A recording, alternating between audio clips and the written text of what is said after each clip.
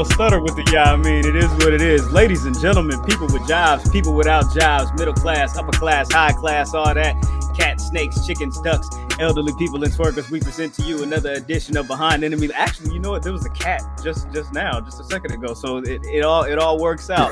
Anyway, long-term booking right there. And not even 25 seconds in.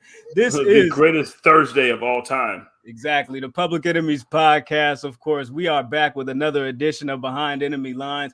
And we got the one, the only, El Consigliere, Kenny King in the building. What's going down, man? How are you, brother? And I'm good. It's a good Thursday. We just chilling.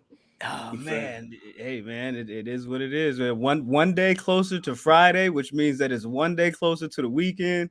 You know what I'm saying? I need those every now and again. It's great to talk to cool Dr. Money. You know what I'm saying? Yeah. So we're starting right there. Like, I wasn't privy to this information. You know what I'm saying? But apparently you had made a special Black King cameo on My Brother and Me. Of course. Way before there was any wrestling, man. Kenny King was and so I played. So the funny thing about this was that was actually a pilot, like the one that got the whole thing started, and so when the season got greenlit, they actually shot that last because I was supposed to become a recurring character in the second season, but when all of that happened, the character's name originally was Ray. And so, I got the part and, we were going through it and it's all good. But I remember getting to the barbers because they had a barber in studio at Nickelodeon. And I was sitting down and I remember asking the executive producer, his name was a guy named Malunga Adele.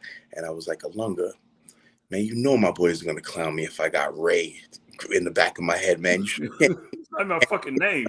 So, who's Ray? Is that your man? Who's Ray? So... these guys are gonna just be at me, man. Are you sure I can't just get this changed? And that's the magic of an executive producer. The executive producer made one phone call. It was like, all right, put Kenny in his head.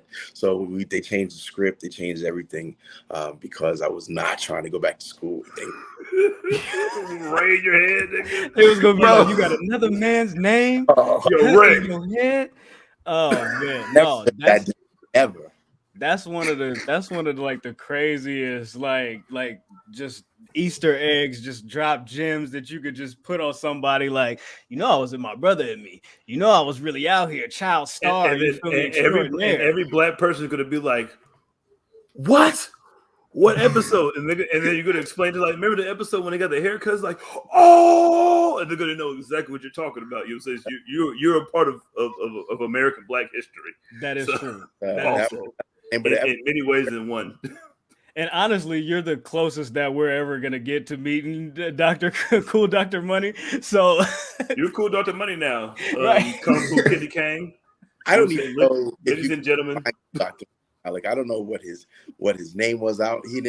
He just was kind of a dude that they had put the haircut on and he did like a little music video. He never really had a rap star in the world. So that is hilarious. So like he was like never like on set or nothing like that. It was just like, yo, we just filmed that somewhere else. Like, you know what I'm saying? When Lil Wayne do a music video and I don't want to come and kick it with y'all, you know what I'm saying? Just give me the green screen. I'll do this real quick. But Cool Dr. Money was like the dude from the Proud Family that never had like Wizard Kelly. You know what I'm saying? There you go. Right. That is hilarious. That is hilarious. So not only have you done My Brother and Me, but like I believe I also read somewhere that you filmed like the pilot or like one of the earlier episodes of like Legends of the Hidden Temple. So I actually did film the pilot of Legends of the Hidden Temple. I was a Green Monk. You was a Green. Oh, see, look, hold on, Nickelodeon. You were saying, and so let's take it all the way through then. So, and I did motion capture. I was like the very first. This is one of the very first. I don't know, tries or attempts at motion capture, but I did motion capture for the Super Nintendo game Guts, and you actually at like 8 years pioneer, a legend in 2 games like Pee Wee Kirkland, nigga, the original Nick Cannon, nigga, like Kenny King crawled so Nick Cannon could walk, nigga. Like, remember that. That is true. That is true. That is true. That's actually really dope. So child star, like what was that like? Like just being able to like going on like different sets and like doing auditions and things like that. Was that like a crazy experience for you? It had to be at such a young age, right? It very slowly became what I wanted to do. Like I can't even remember how, my parents were like, okay, well, you're going to take acting lessons. I was like, yeah, okay, well, that's cool. And then my acting professor, coach, whatever he wanted to be call himself that day, but he was like a star, right? And had probably like 60 B movies to his credit. Shout out to Jeremy Whalen. And and he would do these showcases for the talent, all the talent, the kids, and there was a couple adults in the class too. But he would do these showcases at the end of the whatever the year was, and a lot of agents and a lot of like managers and a lot of people look like talent scouts would come to these showcases, and that's how I got picked up by Nickelodeon. That's how I got picked up to do a couple things for Disney. A lot of things came from those showcases. It's dope. That's super dope. No, like that's for my real, dream, nigga. Like you tell them want to be on Guts, nigga. Get the aggro crack, nigga. Like that's hard. That's hard. That's hard. Let's get into it, man. Let's talk about Kenny King, the wrestler. Let's you know what I'm saying? We talked about, you know what I'm saying, child star, acting days and things like that. We can get back into that actually because there's more. It doesn't end there. You know what I'm saying? The resume is about as long as like Jericho's 1,004 holds, you know what I'm saying? So yeah. But this nigga got a 6-pack like yesterday, nigga. Like I still need to. No, we're talking about Kenny King. Yeah, like Kenny King, how did he do that? You know what I'm saying? Like, you give him some workout regimens. Because black don't crack, you know what I'm saying? But white does, and like he did. But yeah, anyway. Hey, you gotta chill. You gotta chill. So let's get into it because I want to start here, and we'll just kind of bob and weave through the career, but I want to start with one of the most recent things that I saw, and I believe this match that you had over the weekend, Memorial Day weekend with Trey Miguel, the Wrestling Revolver. So I'm gonna play a clip real quick, if you don't mind, and I'm gonna ask for you in your own words to explain to me what's happening here because this is the most amazing. I can't even talk anymore. This is crazy.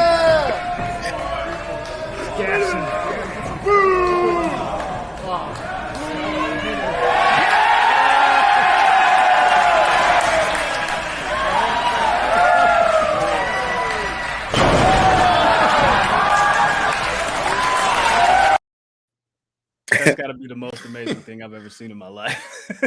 Blood. That's the most blood I've ever seen. Like, nah, man. Like, I'm tired. So can you please explain to us how this came about, like this spot, this match, please? So Trey Miguel is the Pro Wrestling Revolver remix champion, and yes, he is. I've been friends with Sami Callihan for quite some time, and he's been asking me to come to Revolver for a while, but working at Ring of Honor, I couldn't work any indies. So it just kind of, the stars aligned, and Revolver and a lot of other places came to Vegas for the AEW weekend, and so I ended up wrestling Trey Miguel for the Remix title.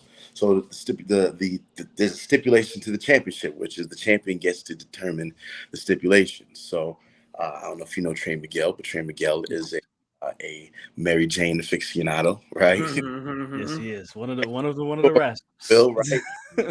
And so the stipulation for this match was we're calling it the pin or pen. Pinfall, right? Yeah.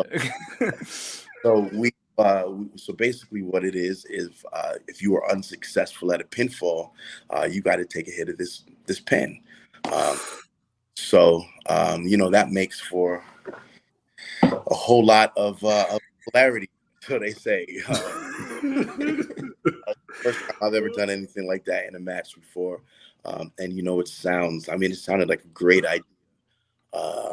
About 8 minutes in, because we still wrestling the match and pinfalls kicking out, and you're moving and you're jumping and but in the middle of all that, I didn't normally get your breath. You can't. do this because now the crowd is chanting, "Smoke that shit, smoke that shit." You know what I'm Oh no! What did I do? saying? Our clouds got to come out. Oh, in the middle of still having to put together a cohesive match, still making sure that you and your opponent are safe. And that part right there was after a part of the match where Trey and I had we got each other in a small package and we kind of pinned each other probably about 8 times. Oh, you did the little roll around joint? Yeah, of course, yeah. You know, you got to do that. There should have been a lot. It should have been a lot of double clotheslines. You know what I'm saying? A lot of Davey Boy Smith. You know what I'm saying? Little chin lock. You know what I'm saying? Like we need to get our lungs together, dog, because we are tripping right now. After that, right here. that was you think we was really falling out. We really fell out. Like that was yeah. He was like, "Look, I need a breather real quick, like for real. Ref, cover me." Yo, that was a shoot, brother. Like, that's crazy. There was no, that wasn't a gimmick pin. You know what I'm saying. It took me a long time to get undressed backstage afterward. Let's just say that. I kept what the hell I was doing where I was at. That is sick. That's cool, man. Well, fuck that. I'm taking that. Right. You just like, whew. That's crazy. Let's take it to Ring of Honor, because you mentioned when you were working Ring of Honor, you couldn't work indies. What was it like for you working Ring of Honor with like no fans during the pandemic, just like camera just straight on you, and you got to work like directly and specifically to the crowd at home because there's nobody there, right? I mean, it was one thing because we were just happy to get back to work, but it was the first time in a long time that I've ever broken the curtain and went out to work and there was nobody in the crowd. Now, I'd wrestled in some places where there was supposed to be some people there and there were no people there before, but never in front of like nobody, right? And it makes you sharpen your skills. You know, you are conditioned as a wrestler to everything that you do. You respond to the people in attendance, and then you narrow that focus to the people at home. But it becomes a thing to where you have to become mindful of something where you would normally play to the crowd. Now you gotta instead go to the camera, and there's something to be said for the crowd interaction. How we do with the energy, right? We really do feed off of each other. Y'all give us, we really kind of absorb and give it back to you in our performance. So nobody being there, and that ring hurts a whole lot more when ain't nobody there. They'd be like, yeah, right. So it took a while to get used to, and then just as we were getting used to it, we were back in front of fans, sort of. So it was like back to second nature, once again with the people, surrounding you, and you're giving you that energy and that adrenaline. I believe like around February or so last year, I read that you had re-signed with Ring of Honor. Is that correct? Yeah. Right around earlier last year, you had re-signed with the company. It was like I just re-upped my deal. Okay. That myself, Dragon, and Rusha kind of sat down and talked about, because there were other offers, and I thought about doing some other things, making some other moves. But man, we really wanted that the LFI thing to go the way it was supposed to go. Like we had so many plans. Like we were supposed to feud with go back and forth to Japan with Naito and LIJ, and really kind of like have Rush and Naito fall out, and then everybody's falling behind their squad. You know what I mean? Fucking coronavirus, nigga. Ah, man. Yeah. Fuck. It was gonna be so. Crazy.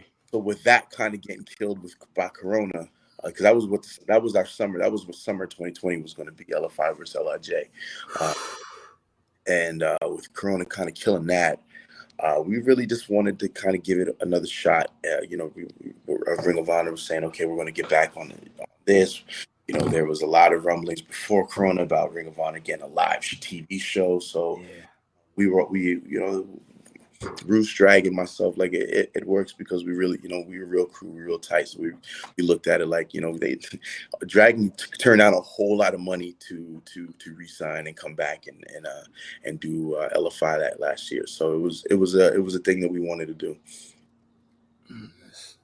Fuck coronavirus, bro. Yeah, man, it ruined a lot of things, bro. I can completely understand that. Like you got, and I think of it like there's always that saying of, you make a plan and God laughs, right? It's like it's not really up to us, what happens in this life because the story is already written.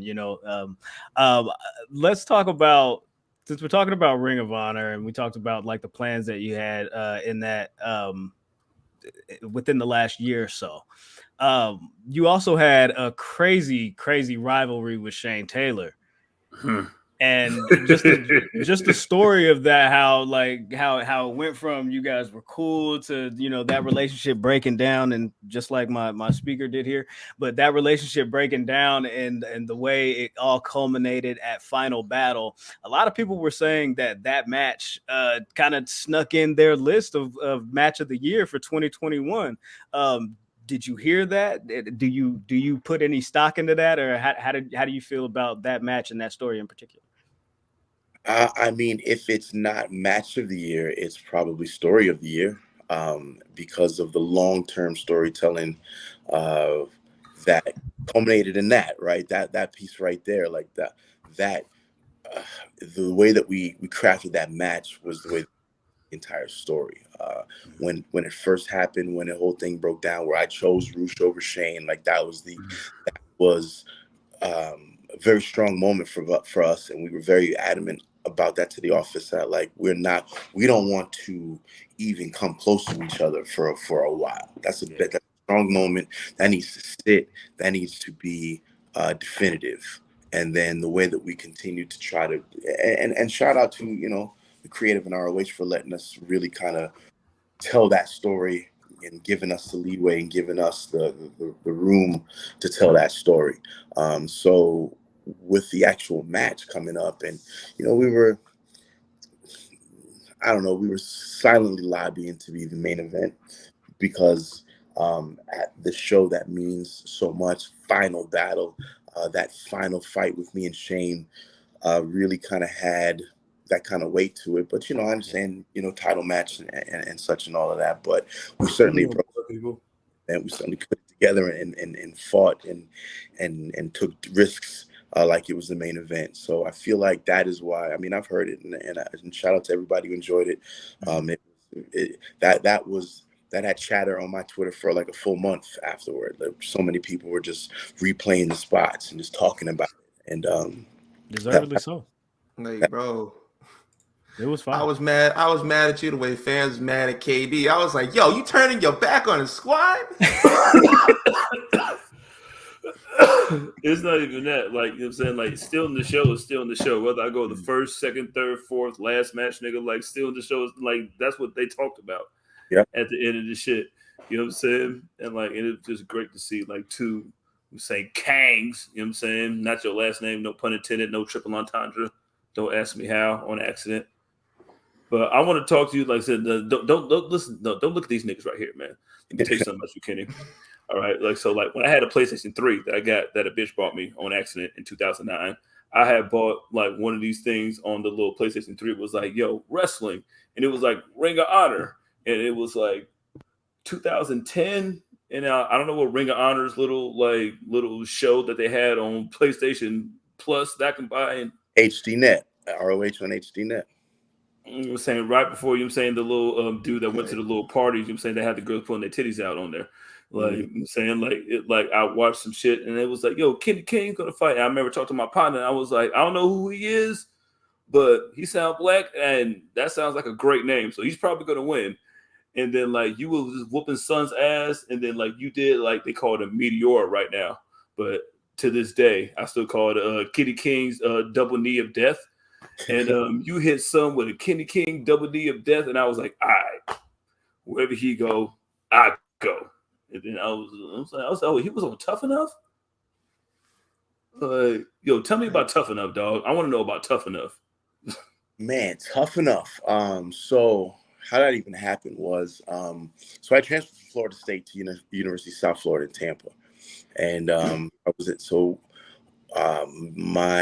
when after I had transferred, I remember watching the first Tough Enough in my dorm. Like me and some of the boys that play football and like some of the other athletes, like just big wrestling fans. Loved the APA was our favorite shit. Watching Bradshaw just boot and just clothesline dudes out there. We actually, true story, stayed in like there's a fire drill going on, but there was an APA match. We were like, nigga, we are not leaving. And the RA busted in. He was like, why are y'all still here? Well, Bradshaw's about to catch this thing. What you mean? So, I can remember watching the first Tough Enough and being like, watching these dudes, non-athlete, man, can't jump rope, can't jump back. Man, I can do that, man. Let me ever get an opportunity. So fast forward to August 2001. So the athletic department at University of South Florida didn't process my transcripts in time, so I wasn't eligible to play football at UNLV in 2001. So I had to burn a year, right? You know how that should go. So I'm walking on campus, UNLV, and I open up the little student newspaper, and it's like literally like a message from God. It's a full page. Are you tough enough? Ad tough enough to. Send in your tape and all that. And I'm like, damn, well, I was talking all that shit. I might as well just put it, right? And I sent a tape and just like sent a tape, not thinking anything was going to happen. Got a call back. They happened to be in Las Vegas to the tryouts, and went through the tryouts and got on. And it was literally like unlike anything that I'd ever been through. Not like 2-a-days, not like camps, wrestling all in the mornings, and then we used to have to do this crazy ass like military style death training on the beach afterward. I remember those. Yeah, You're just obstacle course, nigga. Like you're a Marine, nigga. Like, yo, shut up, you Morris, nigga. Like Harley Race Morris, didn't train like this. Why y'all want me to train like right? Like Hugh Morris, like you're Hugh Morris, right, nigga? You're one of Goldberg Street, Hugh Morris. You're like Nick Bockwinkel ain't asked to do nothing like this. Bro, I got trained by Nick Bockwinkel. Like, are you Nick Bockwinkel, Hugh Morris? No. So it was, and the one thing I will say is he's a maniac. Bob Holly would do some of the training with us because Bob Holly's he's just like that. But it was a hell of an experience, man. I really like Tough Enough. Looking back, it's like one of the best experiences of my life. Just getting the opportunity to learn, to get the intensive training to learn. And I mean, and still, like, I still trained for a year after that. Like, I did actually train with Nick Bockwinkel and Scott Casey for a year after Tough Enough, because there's only so much you can learn and really like retain and get good at in we did 12 weeks, I think. But yeah, Tough Enough was very, very tough, man. But it was a hell of an experience. It got me, midway in the door. Did being a childhood actor help with that process any? Hell no. It was Bro, with my brother and me. As far as like cutting promos and stuff? It helped with promos, right? It helps promos and characters, and it helps me now. Like, but in the initial part of it, you don't have no character, man. You just meet the chop, right? Like, you just learn. They just throwing you on the floor, right, you are up, beating you. You know what I mean? It's as much mental warfare as it is physical. So all of that, I can remember the whole time we were there. There was one time where two times I think we got to cut promos. The rest of that is get on your face, get in this dirt, and let's work. Yeah, I think at that point they just literally want you to be a ball of clay. They're like, go out there and do exactly what we do, and we're gonna mold you into what we need you to be or what we want you to be. You guys just did 16 hours of training. Here's Triple H tell you ain't shit. Yeah.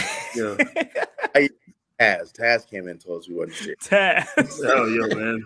Like, you got somebody looking up at you telling you ain't shit. Like, hey, you ain't shit. So like many of us, right? Like many of us, and this is just a sidebar, but like this is not even in my list of questions for you. Did you at any point think Taz was a black man? Well,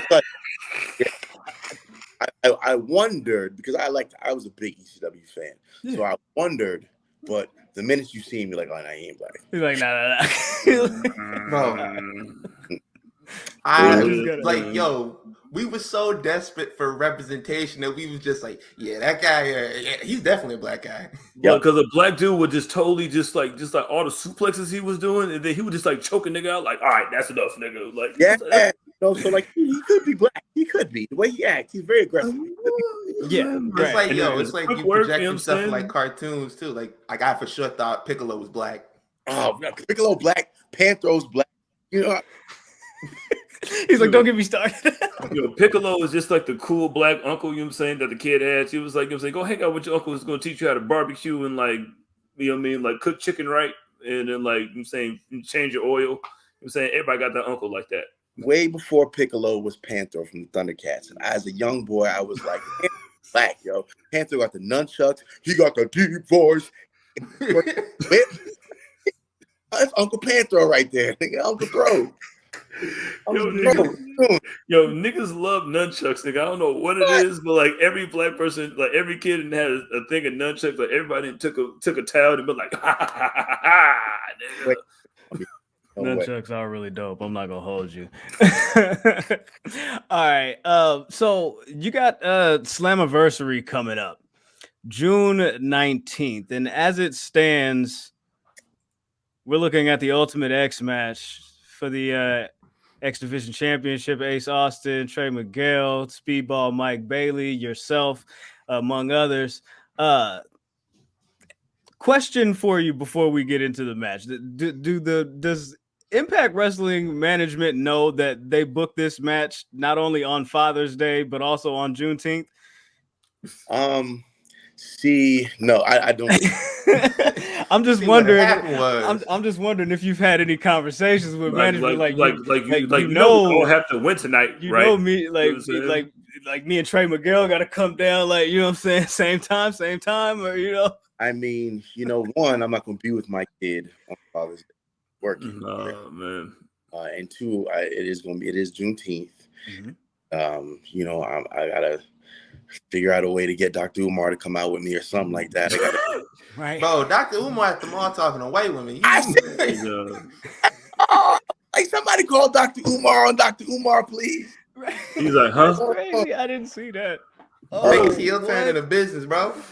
Yo, just get 42 Doug to wrap you out. You're gonna be good, dog. You know what I'm saying? You're gonna win the fucking that X in a heartbeat. I gotta figure out how we're gonna make this Juneteenth thing pop. I don't know. I gotta maybe come out with a dashiki or something. The dashiki, okay. So a dashiki is on the list of possibilities of things that we can expect from Kenny King during this match, right? Oh my God, it's Lil Baby. You know what I'm saying? Lil Baby too, you know what I'm saying? A dashiki, a kufi, and Lil Baby, you know what I'm saying? Like, all the exes. The street fight with Shane, the only thing I was missing was the black Air Force Ones, and I was trying, but so you just want to be the epitome of evil. I showed up with the suit, the red velvet do-rag, Peter underneath. I had to let y'all know that was for the culture. When you see him show up like this, you know he's come to put the work in.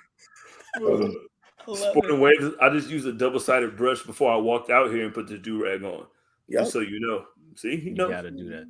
You gotta do that. So Impact Wrestling, right? Since we're talking about it, right? You've got such a storied history with Impact. Look, you lost to the murder. You lost to the Murder Hawk when he was just a Hawk, nigga. And then when I was like, wait a minute, he lost to Hoyt, nigga. I was like, yo, get this stuff out of my fucking face, nigga. For you, what's different for you on this Impact run in comparison to the first one, if I could ask? Like, what do you feel? This is actually my third Impact run. That's when I got smashed by. You're right. Yo, no disrespect, they was folding you, bro. Oh yeah, I know. I was just showing up to get up. That was it, right? I saw the gif again where Monty Brown gave me the pounce me out. So yeah, that run was the bumps and bruises Kenny King, where I was like, hey man, y'all don't got nothing, y'all got something for me? Yeah, we got something for you tonight. You're rest. I felt like I was the Teddy Long recipient. You going one-on-one with Abyss tonight, player. You know what I'm saying? That was actually my very first one. It was Abyss, and then I went Ronnie Killings, and then I was tagged with legendary TNA jobber Buck Quartermain. That's how you know I was never going to win a match. Oh my God! I was out there with Buck Quartermain. You knew I was getting washed. So it was like Iron Mark Sharp and then Barry Horowitz going out for a tag team. You know they getting washed with whoever coming out next. But what's different about this time, man, is I really feel it's almost like this company is like for wrestlers by wrestlers, if that makes sense. There's not a whole lot of office nonsense and looking over your shoulder as kind of was there the second time I was there. It's very organized. It's very it's scrappy. It's very scrappy, and it's got a we really gonna do this attitude to it, and it's all in the locker room. Everybody has it. Everybody feels it, and it's a good place, man. It's really got good energy. TNA has always been like the like that team that's been in the playoffs. You know what I'm saying? That's just always there. You know what I'm saying? Kind of like the Memphis Grizzlies. You know what I'm saying? Like, oh, okay. Like, you know what I'm saying? Like, listen, we mind our business and we do our shit. And we sign the right people to do the right shit when we need to do it. At least we're gonna make it right here, and we mind our business. Yeah. So, because that second run is when I was introduced to you during like the Beatdown Clan run. That was like, I was like, yo, what is this? Like the first time I saw the Beatdown Clan is when MVP went out there and cut the promo and said "nigga" live, and I was like, oh, hold up. I was like, yo, I had the DVR and I ran it back. I was like, excuse me? Did he tell you he was going to say that? So P is this guy, man, where he likes real reactions. So he said to me early in the day, he was like, well, he said, I got an idea. He says, I got to just figure out whether I'm going to ask permission or ask forgiveness. And I was like, okay, all right, you ain't gonna run that by me. You ain't gonna tell. He's like, yeah, we'll get to it. All right, and that's interesting because him and I always bounce creative ideas off each other. Yeah. So me and Key are back at Gorilla, and this is when we had the band Beatdown Club flags, like when we were coming out, like real hard shit. And, so we putting the mask on. He looks at me, says, all right, man, well, you ready to ask forgiveness? And goes out, Beatdown Clan music. And I'm like, oh, just like Keenan Kill. Oh, here it go, right? So, that's if you look at that, if you look at my reaction, that's to him saying it. That's my real reaction. Okay, like, bro, this is like, bro, you could go do something else. You was the longest reigning United States champion, like, bro. I was like, bro, it's live today. Okay. I was like, yo, I kept that episode on the DVR for like years upon years, just winding it back. I was like, yo, I can't believe this is a classic moment in television history. But you know, where does the BDC for you rank in like the all-time teams for Impacted / TNA? I mean, it could have been. It just got the legs cut out too early, man. It could have been one of the best things in wrestling total, right? Because it was one of the first times that people in the culture was like, okay, because we dropping hip hop, references, we dropping the references.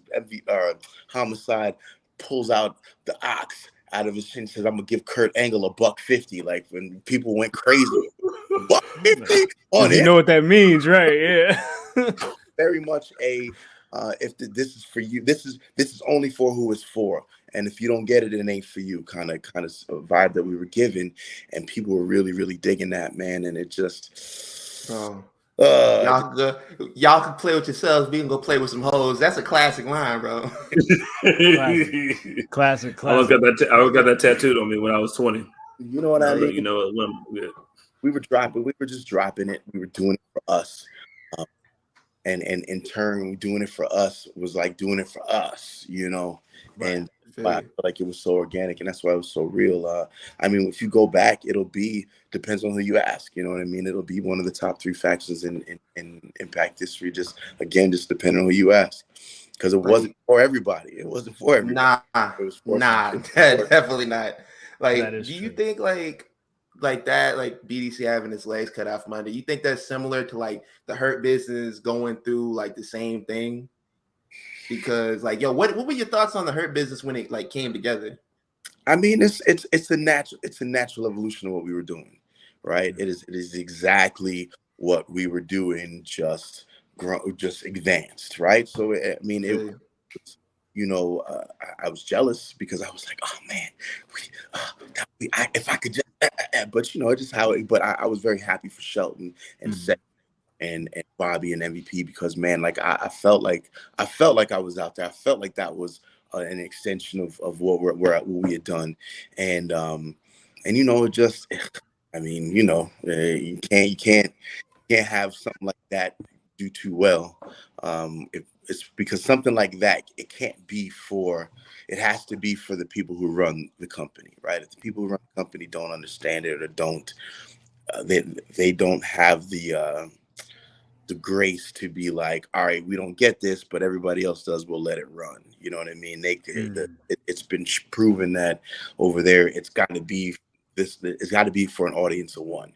If you don't get over with this audience of one, then getting over. So it got over because, I mean, think about when it got over in the middle of the pandemic. It was just, no fans, and it transitioned. It still worked with the fans came back, but I was very happy to see it, man. It was a beautiful thing. The Hurt Business, 4 brothers just out there, just articulate, just bull, and will still beat your ass and then put these $1,000 shades back on. Like, what are you talking about? You know what I mean? That what we doing. And that's such a great extension. Then when it gets Retribution, back when Retribution was like who are these niggas? And then nobody wanted to see them, and then it took the Kings. It was like, all right, blood, like, do you want us to do this or not? And then all of a sudden there was no more Retribution. And then you know what I'm saying? Yeah, kind of the same thing. I wanted to ask you, I remember you when you won the Honor Rumble in 2019, and you got misted by the Great Muta. Okay. What was that like, getting misted by the Great Muta? Like, is there like any precautions that you take before that? Like, how does that work? Because it's like, yeah, I'm gonna spit in your face, basically. No, you know what I'm saying? All you say is thank you, nigga, because that's the Great Muta, nigga. Like, thank you, Great Muta, Yes, for missing me in my face. I understand that. Yeah, it is an honor, you know what I'm saying, in and of itself. But how does that, like, is there a conversation had before that? You know what I'm saying? Like, you gotta check medical records and all that stuff.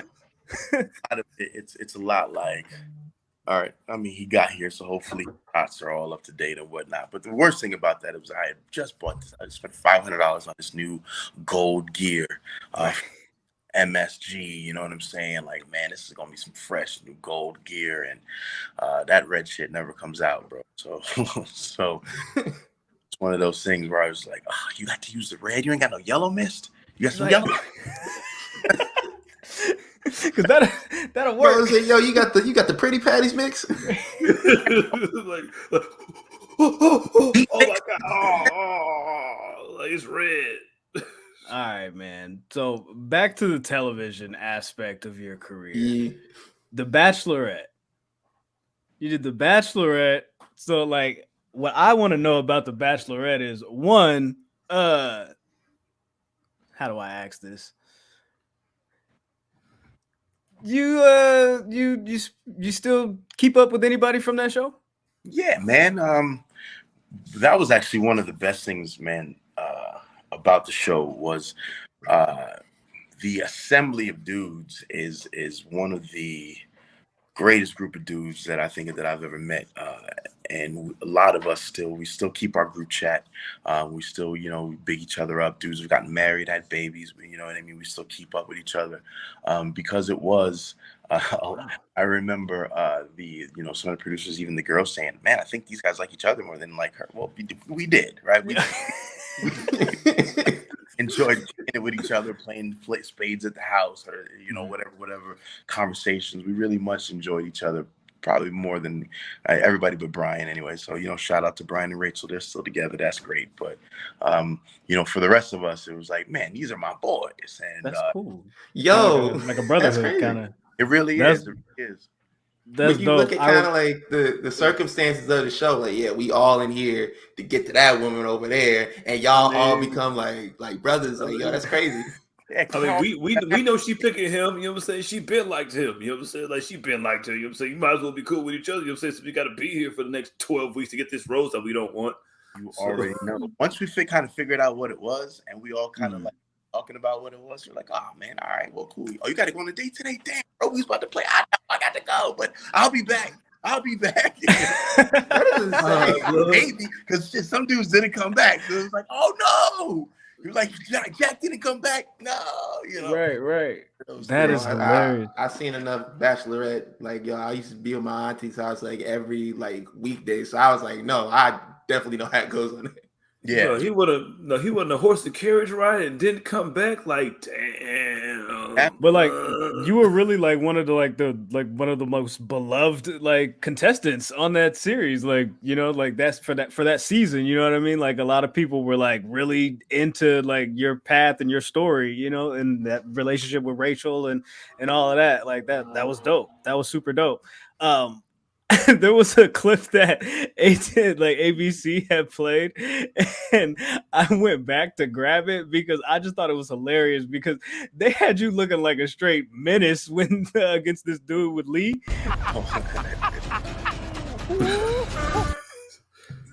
Like that whole back and forth with that relationship with you and him was hilarious. Like, I'm not even gonna hold you. Got my man looking like the Niggler. Listen, I'd never been on a helicopter before, right? And just on this helicopter, and they flew us into this fjord. So the producers were like, "Hey man, you want some Jameson?"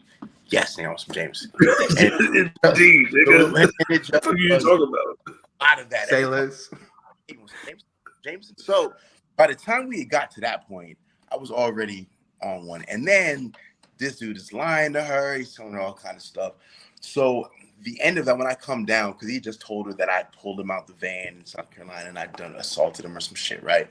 Yeah. So at that point, so about maybe 3 minutes after that, when I walked down there, I mean, I just give it to him. I give him all the vanity. He was on his bumper, yeah.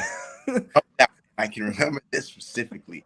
I look up, and what you see is you just see us, right? But what we see is there's just 3 cameras, 2 sound guys, 5 producers, arts, crafts, all kinds of so I get done dumbing out on this dude, and I look up. There are people in their faces. The camera guys going like this, trying not to laugh. I mean, I went ham. So one of the producers afterward pulls me. So I ended up getting my rose, by the way. He left his dumb ass. Damn right, nigga. And so one of the producers, his name's Todd. He's a dude that wrote down little things. He write down quotes and things that happened. So we would share with us. We laugh later. And he wrote this, and he put this notebook at me, and he looked at me and says, "I've been doing this shit 5 or 6 years. It's like I've never ever heard anybody say anything like this." I was like, "What?" And I looked at it. I was like, "I didn't say that, bro." He said, "You absolutely said that." I said, "I didn't say that. Ain't no way I said that." He said, "You absolutely said it." So I wait. So now, mind you, I watched this with my parents. My mom and my dad watched this. So that episode comes on, and I'm thinking, well, look, there ain't no way they're going to show. They're going to, they're not going to hear that. Well, no, they didn't. They bleeped it. So the part where oh boy, I was like, they're definitely not going to show this. So I said to old boy, I said, "Man, you're such a piece of shit. I would drag my dick across your grave, bro." And I was like, "I didn't say that in church. I said it. Fair enough. Television." He's like, "Word? I swear to God." No, I did. I said it. Oh my God. I didn't think that I said it, but I said it. So wow. So, sometimes you like black, especially when you're like black rage is the best rage. That's the best TV. You just black out. You just start saying stuff that just comes to your head like niggas like the most creative shit in the world. Like, nigga, don't. I might was not running even your make mama sense. and your grandmama, nigga, on their motherfucking birthdays, nigga. They were 2 days apart, nigga. Like, swear to God, nigga, just get it out the way. Like, whoa, like I said that. Oh my gosh, that was an amazing story. Drag my dick Bro. across your grave. Ugh. That is, yo. Hey, Bro. so Kenny went down there like, should I ask for permission or should I ask for forgiveness? Yeah, it was one of those. That is crazy. Okay, so I don't want to take too much more of your time, but not only did I want to ask you about that, but I also wanted to ask you about, because I know you did the Bachelorette. We talked about My Brother and Me and like some of the childhood acting stuff, but you also did Chippendales. You were a part of that, and this, for the women, you know what I'm saying, they might be interested, you know what I'm saying, go get your tickets. Of course, they're still on sale. But when you did Chippendales, did you have any idea about like the deeper, darker criminal links like between like what's going on with the backstory of that company? Did it feel like Rooney Rule-ish, or you know what I'm saying? So like, Rooney Rulers, I like that. So here's the story. So I was so there's a guy that I've known for a long time since I was a kid. He was friends with my cousin, who he's a real talented dude. He wrote 3 songs on No Strings Attached, the NSYNC album. Big him up. Shout out to Dave Nickel. But anyway, Shout out to Lou Pearlman. Dave, shout out to 20 Million Records sold. So Dave was the singer for the European tour on Chippendales at the time, and he kept asking. He was like, "Hey man, you sure you don't want to come on tour Chippendales?" And I was like, "Yeah, I'm sure I don't want to come on tour Chippendales. I'm fine." So I remember it was his birthday, and he was in Vegas, and he was like, "Well, I'm gonna go to the show, and it's my birthday. We rolling to the show." Like, and I'm like, man, I ain't trying to see no banana hammocks and no balls or nothing like that. I'm chill, bro. Like, let's just go. He's like, bro, do you know what's at the Chippendale show? I was like, yes, ball. He's like, yeah, but there's 500 women in that audience. I was like, oh, wait, I didn't think about it like that. So, Yeah, think about the ladies sometimes. So I go, and it's completely different from my conceptions of it, right? This is literally the general thing, but instead of it being like Magic Mike or like striptease, it's actually like an actual Vegas show, choreography, set change, lightings, and all kinds of. I was like, well, damn, this is a production, and he was like, I've been trying to get you to go. So after that, I was like, yeah, nigga, I'm gonna go on tour. Like, I'm gonna go on tour for real. After I saw what was going on, especially in the after parties, I was like, yeah, I'm going on tour. Like, nah, this is art, nigga. Y'all niggas don't understand. I'm about to do Y'all my don't thing. understand this shit. You know what I'm saying? Y'all too narrow-minded to understand what it really means, though. You feel me? So I went on tour. It was a 3-month tour. We did Germany. I mean, it was like maybe a 36, 37 date tour, right? And I can remember my first night. It was the first tour we did in Munich, and we did it at the Berlin Arena. It was in Berlin, obviously. So we did in the Berlin Arena, and it was 4,000 women in this arena. And I can remember thinking that at that point, if I'd wrestled in front of 200 people, it was like Madison Square Garden, right? It was 4,000 women in this arena. I was like, what? So I did that. And was on 3 of the #1 selling calendars in the world, like 12, I think like 11, 12, and 14, or 13 and 14. I hung up my cuffs and collars in 2015, and I hung up my cuffs and collars. Bro, Put the jersey in the rafters. Dog, like, I'm gonna keep it $150. Like, I didn't even know that you had that on your resume. I was listening to the Joe Budden podcast, and I remember he was talking about the Chippendales documentary. Like, they got like all types of murder and arson and like all types of stuff and like the backstory of Chippendales. And I'm like, wait, what? Like, Chippendales is like, dude could have caught a RICO? Like, you telling me dude that started Chippendales could have been YSL? That's crazy. That's crazy. Yeah. So I was. And that's the main reason that they expanded the show from New York to Vegas, because they were sliding. They had to slide. They was, you know what I'm saying? They was laundering. They was doing all types of stuff. So I'm watching a clip of a documentary on YouTube, but this is like in like October or like September of last year. I'm watching a clip on YouTube, and they talking about stuff. They talking about, you know what I'm saying, all the Chippendale stuff. And lo and behold, a picture of a group of the Chippendales dudes come up, and it's Kenny King. And I'm like, oh, word! I was on that. I didn't know that. That's how I found out, because it was literally a picture of you with the group of guys like on that documentary, and I'm like, oh, that's wild. Like, like add that to the list of questions. Right next to Cool Dr. Money, you know what I'm saying? I gotta ask about that.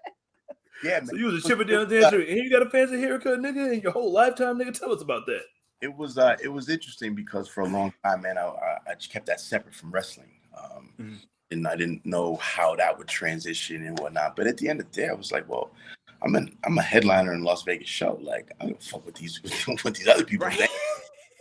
Right. Get your chicken. For a while, I was doing Chippendales Sunday, Monday, Tuesday, Wednesday, flying to Florida Wednesday, doing Live Impact Thursday and Friday, flying back Saturday, and that was my week. I'm sure between that and The Bachelorette, your stock with the women was just off the charts for some time. I mean, Bachelorette didn't hurt nobody. Okay, I got a question, and I want to know if this did hurt. You was on an obscure show, a game show called Baggage. Damn, y'all got the baggage question, bro.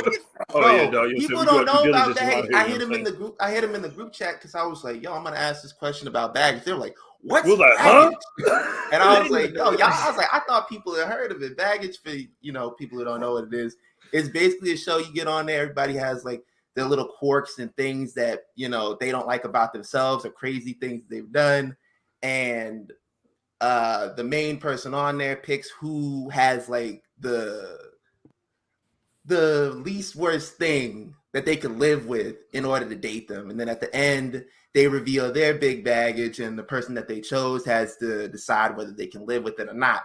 Oh, but God, you got 7 kids, nigga. You didn't tell me that. Like, yeah, it's shit like yo, I got like 10 dogs and shit what like you that. saying? My credit score is just $595. You know what I'm saying? You got 8 kids. You know what I'm saying? Like, but I wanted to ask about this one specifically right here.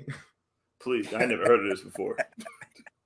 Did you really do that? It says I urinated in an ex's gas tank. Did you really do that? Real nigga. Or were those like baggage things like kayfabe? Nah, I did that shit. No, I bet you too. I was a freshman in college, and she played me, and I wasn't happy with it. She ran off one of these basketball dudes.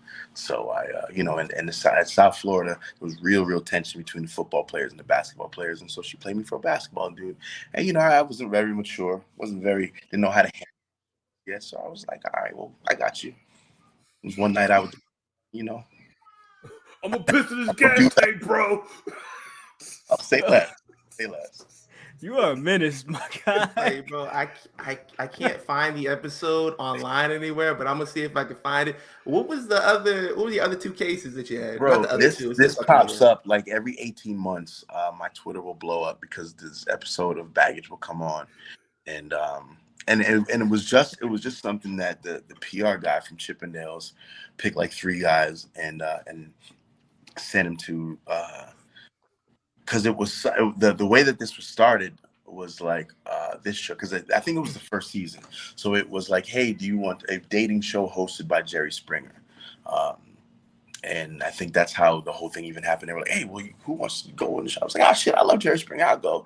So they sent my stuff, and they were like, oh, yeah, him. And so I can't remember how. I was like, well, because it was something like, well, just put like just some outrageous stuff that you've done, because chances are we'll choose, some less outrageous things and just own it anyway. But they chose 2 out of the 3 of my wild things, and I was like, damn, I thought y'all wasn't gonna choose none of these, and they chose the other one. The other one, right? MTV. Thanks. No, I can't remember who was first. It's on it pops up on the Game Show Network every now and then. The other one that I do remember is that I had sex with sisters, and the third one was what? Hey man, everybody done that once or twice. Hey, Yeah. this man's rap sheet is impressive. I tell you that much. You I'll are tell a you that Renaissance man to the nth degree. That's crazy. I've been around a bit. A little bit. You know, one last question about Ring of Honor. Just because the conversation has gone everywhere, and I didn't get a chance to ask this question earlier, and then I forgot, and then it came right back to me. So here we are. During the final battle at the tail end of 2021, and you guys had the match. You of course yourself and Shane Taylor. After the match, the fist and the collective unity amongst so many brothers. I don't know whose idea that was, but the message that y'all sent and just the visual of seeing that was strong. It was powerful. It was amazing to see. Yeah, bro. I called out for work that day. I was like, I ain't going no fucking work, nigga. You see what the fuck was happening? We quitting, bro. So whose idea? First of all, whose idea was that to put that together? And was there any resistance from the office for y'all wanting to do that? The idea started from Shane wanting to give me an STP jersey to kind of, bring me a bowl to squash the beef. And then the idea kind of grew from that to, well, what if we just took this moment and because, shout out to Ring of Honor for being one of the places that was really about highlighting and showcasing Black talent and really putting, Black talent in prominent positions all the time. So, it was important to us to get, the guy, everybody who from wherever you're positioned on a card, if you've been out here and you were part of this and, it was just important for all of us. Like we took a picture,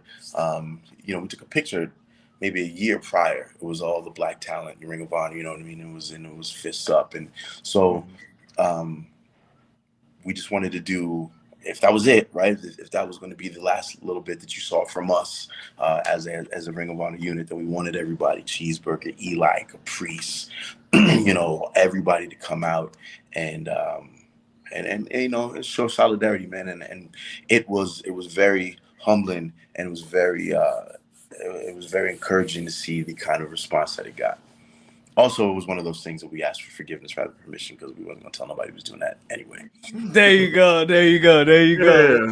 Well, sorry, Ring of Honor for Black excellence. You're saying, excuse me. You know what I'm saying? I noticed that there was a little bit of chatter and dialogue online. Twitter gets weird. Twitter gets crazy. People getting their feelings and express their opinions that nobody cares about. But some people were pointing out the fact that Jay Lethal and Jonathan Gresham weren't out there with you guys when that happened. Was that anything like they just decided to hang back, or like we just not around, or like I'm getting ready for my match? Like, you know what I'm saying? That's logistics. That's logistics. That's not that's not a slight to Jay or Jonathan in any shape or form. Just logistics. They had a war to prepare for. You know what I mean? And it wasn't. I don't think the matches were close enough together to get it done. But no shade to Jay. Shout out. So all y'all out there that was pushing that narrative, you heard it here. Your asses. Control your narrative, guys. Kill that noise. Even gave it any life because it was just that. It was just trash. So it was none of that. Good. I appreciate that, man. Well, I don't have any other questions, guys. You got any other questions? This guy's been super generous with his time. Yeah, I appreciate it. So Ray J. He does this every time we do an interview. I think people need to realize how big Ray J is. Like, we're trying to get this Raycon sponsorship, Kenny. I'm sorry. You know what I'm saying? We had to put you in this fucking cesspool of Negro-ness that we're trying to do. But Ray J, you know what I'm saying? What has he done? And who is your favorite annual mixtape player of all time? That's all my question I got left. Okay, wait, Ray J? Yeah, I'm saying the one that Jack Harlow didn't know that was Brady brother. Yeah. So what's the question? All I heard was Ray J. So what's the question? It's just that's the question. Oh, Ray J. Well, shout out to Ray J for putting the Kardashians on the map. That's one. What is? Boom. All right. Shout out to Ray J. That's all you need to know. I have nothing else, yo. And it's gonna be a tie between Escalade and the Bone Collector. Oh, see, Bone people don't Collector, know that's about my this. dude. And that's California right there. Shout out to Cali, you know what I'm Collector, saying? that's my Like, you know what I'm saying? He dude. tore niggas ACLs, like, for real. The Bone Collector used to have wild, bro. Like, And he never took his do-rag off, still to this day. Yep. I feel that, man. That's all I had. Yeah. Okay. Well, hey, with that said, man, I think we've taken up way more of your time than we actually planned to. So what I do want to say to you is thank you so much for giving us your time. I do want to wish you good luck, Godspeed, that X Division title. You feel me? Hopefully you can bring that home for a third time. You pull feel the me? big X down. Pull it down. Yo, They still got the big X going on for the X event, like for the Ultimate X matches. It'll probably be the title. And just keep in mind that this will be. I got to go back and look for sure, but it'll be my 6th or my 7th Ultimate X match. So your boy needs. Yeah, talk to him. You got to pose next to the X like this, like I've been in double, right? What everybody else has been in. So you've been killing it since you come back to Impact, of course. You know, with Honor No More and how you guys turned everything up. Just fended off young Blake Christian. I forgot I had this clip, and I just want to play it real quick because this was hilarious. God, oh my God, good match, Trey. How many saddles for all y'all for all this D riding going on right now? What's happening?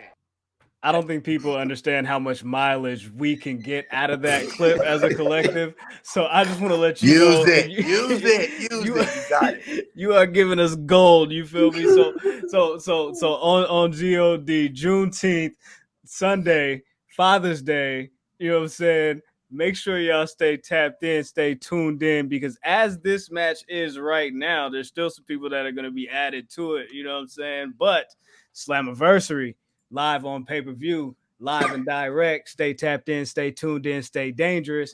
Kenny King, we appreciate you for coming on Behind Enemy Lines with the Public Enemies. And like that, we gone.